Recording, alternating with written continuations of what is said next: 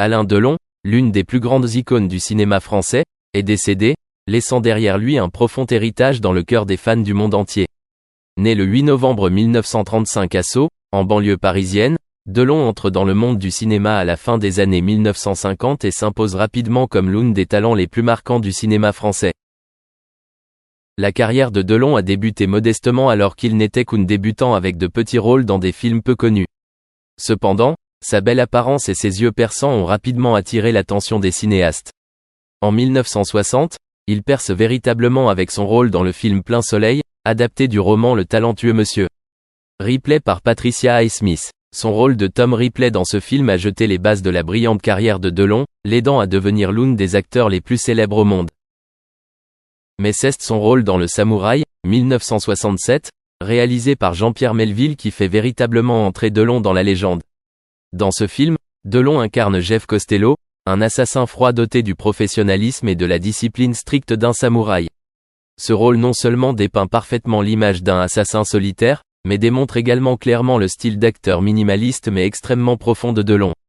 Avec son regard calme, ses gestes retenus et son sang-froid terrifiant, Delon a donné à Jeff Costello un charisme farouche, faisant de ce personnage l'une des icônes du cinéma mondial. La carrière de Delon continue ensuite de s'épanouir avec une série d'autres films à succès comme Elle Éclisse, 1962, de Michelangelo Antonioni, Le Cercle Rouge, 1970, de Jean-Pierre Melville, et Borsalino, 1970, avec Jean-Paul Belmondo. Delon n'est pas seulement acteur, il s'est également essayé au métier de producteur de films, prouvant sa polyvalence dans l'industrie cinématographique. Il a également participé à des projets de coopération internationale, contribuant ainsi à faire rayonner son nom au-delà des frontières françaises et à devenir une icône mondiale. Au cours d'une carrière de plus de 6 décennies, Alain Delon a remporté d'innombrables prix et distinctions, dont la Palme d'Or d'honneur au Festival de Cannes 2019, témoignage de son dévouement et de son influence pour le 7e art. Mais outre sa glorieuse carrière, la vie de Delon ne manque pas non plus de hauts et de bas. Il a fait face à de nombreux scandales dans sa vie personnelle, allant de relations amoureuses compliquées à des poursuites pénales. Mais ces défis mettent encore plus en valeur la personnalité forte et décisive de Delon, un homme qui affronte toujours les difficultés avec courage et ne recule jamais. Alain Delon n'est pas seulement un acteur, c'est aussi une icône culturelle, quelqu'un qui représente toute une génération et un mode de vie. Il était autrefois considéré comme l'incarnation de l'élégance et de la masculinité française, avec son style élégant et sa belle beauté. Delon a souvent été comparé à d'autres légendes telles que James Dean ou Marlon Brando, mais il a toujours gardé sa propre identité. Le décès d'Alain Delon est une grande perte pour le cinéma mondial. Il a non seulement laissé derrière lui un énorme trésor cinématographique, mais a également laissé dans le cœur de ses fans un regret éternel.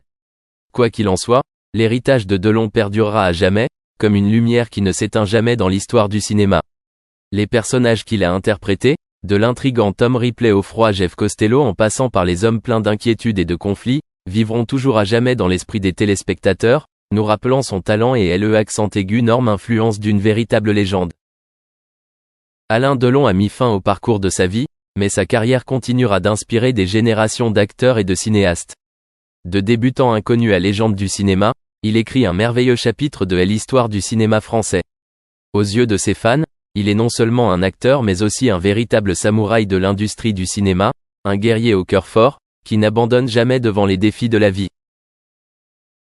Alain Delon, icône du cinéma français et l'un des acteurs les plus célèbres au monde, est décédé à l'âge de 88 ans.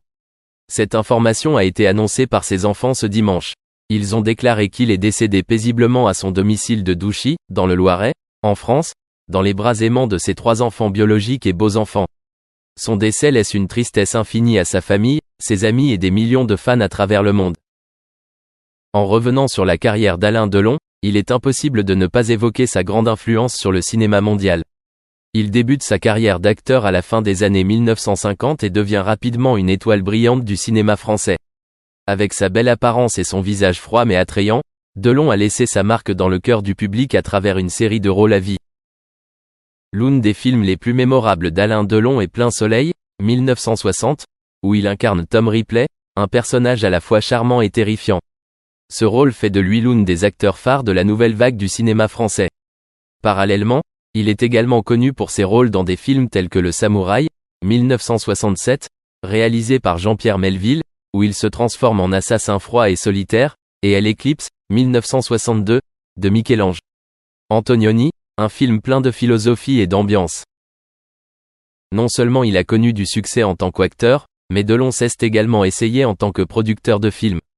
Il a produit et joué dans de nombreux films à succès, contribuant à façonner le style et l'idéologie du cinéma français des années 1960 et 1970. Grâce à son talent et à son illustre carrière, il a reçu de nombreux prix prestigieux, dont le César du meilleur acteur.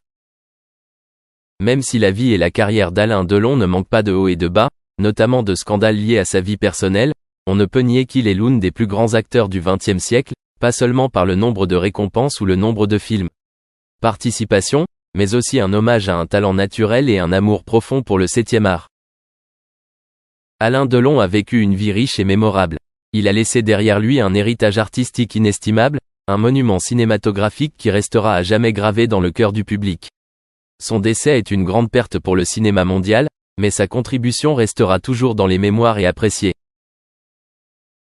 Dans ces dernières années, Delon a choisi de vivre une vie paisible, loin des projecteurs et du bruit des médias.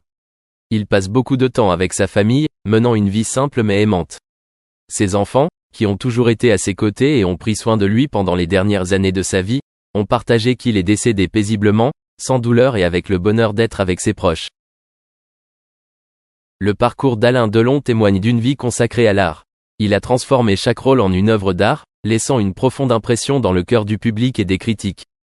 Les films auxquels il a participé ne sont pas seulement des œuvres cinématographiques, mais aussi des histoires sur les gens, sur la vie et sur les valeurs éternelles.